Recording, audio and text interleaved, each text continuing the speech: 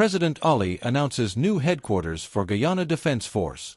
Commander-in-Chief of the Armed Forces, President Dr. Mohammed Irfan Ali, has announced plans for a new headquarters for the Guyana Defense Force, GDF, further strengthening the nation's security infrastructure. This strategic investment was revealed during the commissioning parade of Standard Officers Course No. 55 at Base Camp Guyana in Georgetown. President Ali has instructed the Chief of Defense Staff, Brigadier Omar Khan, to begin the procurement process for the design of the new GDF headquarters. This modern facility will provide the GDF with a functional and spacious work environment, enhancing the operational capabilities of the force.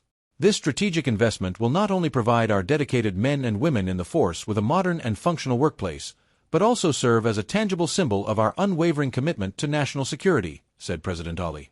The development of the new headquarters aligns with the government's priority to equip the disciplined services with the necessary tools to safeguard Guyana's sovereignty. The facility will bolster the GDF's ability to meet its objectives, ensuring members have the resources to perform their duties effectively. President Ali highlighted the significant advancements within the GDF, noting increased professionalism, a strengthened sense of purpose, and a firm dedication to national service. Under his leadership, the GDF has evolved into a force not only capable of defending the nation's borders but also playing a vital role in national development. He also acknowledged the GDF's regional contributions, particularly in offering humanitarian aid to Grenada following the devastation of Hurricane Beryl, demonstrating the force's commitment to regional stability and assistance. The dedication and professionalism of our GDF ranks have made these contributions possible, and we continue to thank them for their service, said President Ali. The new headquarters is part of the government's broader vision to build a diverse and inclusive military, ensuring every rank within the GDF has the opportunity to contribute to the nation's progress. Infrastructure works underway at Hauraruni Housing Development. The government of Guyana is pleased to announce the commencement of infrastructural works at the Hauraruni Housing Scheme, a key development along the Soesdijk-Linden Highway. Minister of Housing and Water, Colin Kroll, expressed satisfaction with the progress during a site visit on Wednesday. Minister Kroll reported that the initial phase of the project, which includes clearing 150 acres of land provided through the Guyana Lands and Surveys Commission, is nearing completion. They just have some of the scrubs from the debris to remove, he told the Department of Public Information, DPI. The cleared land will soon pave the way for crucial infrastructure development. Within the next 2 weeks, contractors will be invited to submit bids for the construction of drainage and road networks in the area. The estimated cost for these works is $900 million. Once completed, Aladees will have unhindered access to their properties, allowing them to begin construction of their homes. The Hauraruni Housing Scheme is part of a larger government initiative aimed at providing housing for residents who will be relocated from various communities along the highway. In addition to individual homes, the government plans to build homes for young professionals and other categories within the housing scheme. The housing scheme is not too far off from the highway. It is all part of putting persons in a central location, explained Minister Kroll.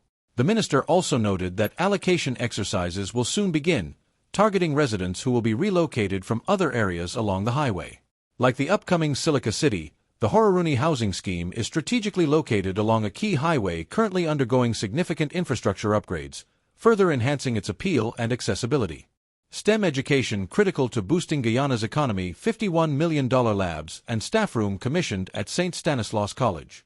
President Dr. Mohammed Irfan Ali has underscored the pivotal role of science, technology, engineering, and mathematics, STEM, education in driving Guyana's economic growth and industrial development. The president emphasized this during the commissioning of newly refurbished physics and chemistry laboratories, along with a staff room, at St. Stanislaus College on Tuesday evening. The $51 million project, which includes the Father Herbert Feeney Labs and the Richard Hartford Staff Room, represents a collaboration between the government, alumni, and the families of the late Father Feeney and Richard Hartford. It aims to enhance the educational experience of over 560 students attending the school. Speaking at the event, President Ali, an alumnus of St. Stanislaus College, highlighted the importance of STEM education in preparing the next generation for the challenges and opportunities of Guyana's rapidly evolving economy. This endeavor is more than just bricks and mortar, more than just burners and lab equipment. It represents a commitment to the idea that education, especially in the fields of science, technology, engineering, and mathematics, is needed to boost our economy, which is now on a transformative path of development, said President Ali. The head of state also urged the school's administration and teachers to ensure that St. Stanislaus remains relevant to national development, encouraging innovation and preparing students to meet the demands of Guyana's growth trajectory. He further emphasized the government's goal of aligning educational curricula with the country's priorities, including climate security, AI integration, and renewable energy.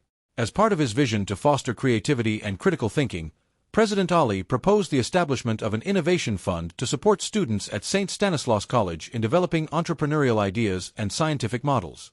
I would like to support an innovation fund for St. Stanislaus College, where we encourage innovation and have the students come up with innovative ideas in entrepreneurship, product development, and scientific research, he added. The newly commissioned labs, named in honor of the late Father Herbert Feeney, a former physics and chemistry master, are designed to ignite curiosity and foster a spirit of exploration in the students. The project is part of the government's broader initiative to prioritize STEM education, exemplified by recent investments in curriculum development, partnerships with international organizations, and upgrades to educational facilities. Minister of Education, Priya Manikchand, who was also present at the event, announced additional upgrades for the school, including renovations to the auditorium, additional classrooms, dining areas, and amenities. The event was attended by government officials, including Minister within the Ministry of Public Works Deodat Indar, British High Commissioner to Guyana Jane Miller, members of the Diplomatic Corps, private sector representatives, St. Stanislaus alumni, and current students. Land clearance ongoing for construction of first 250 homes at Yarrowkabra. 50 acres of land are currently being cleared at Yarrowkabra along the Soesdijk-Linden Highway for the construction of the first 250 low-income homes under the government's innovative homestead program. This housing development is part of a broader plan to provide affordable housing solutions for single mothers. A total of 100 acres of land have been allocated for the construction of 500 homes in Yarrowkabra, with 30 acres already cleared as part of the project's first phase. During a site visit on Wednesday, Minister of Housing and Water, Colin Crowell, provided updates on the project, which is expected to be completed within 6 months. In June 2024, President Dr. Mohamed Irfan Ali announced the ambitious $6 billion housing initiative, aimed at addressing the housing needs of vulnerable groups, particularly single mothers. Minister Crowell reiterated the government's commitment to fast-tracking the project, saying, "We want this project to be completed as quickly as possible." Now, the contractor can also mobilize in terms of doing the prefabrication works and work on the base for the houses. One of the contractors, Duravilla Homes, will be responsible for constructing approximately 200 homes. Some beneficiaries have already been identified, and they will be contacted by the banks in the coming weeks to finalize arrangements. This project is also expected to generate employment for residents along the highway, creating significant economic benefits for the region. Additionally, the Ministry of Agriculture is working to incorporate 20 by 40 shade houses into the backyards of each homestead, allowing single mothers to cultivate and sell produce. Coconut and breadfruit trees will also be planted in front yards, providing an extra source of income for families. The Yarrowkabra housing development is a collaborative effort between the Office of the Prime Minister, the Ministries of Housing and Water, Agriculture, Human Services and Social Security, and the Guyana Lands and Surveys Commission. Minister Crowell was accompanied on his site visit by Deputy Director of Projects Intikab Indarjeet, Duravilla Homes Chief Executive Officer Rafiq Khan, and other engineers and technical officers. This initiative aligns with the government's affordable housing program, which seeks to deliver housing solutions to Guyanese of all social strata.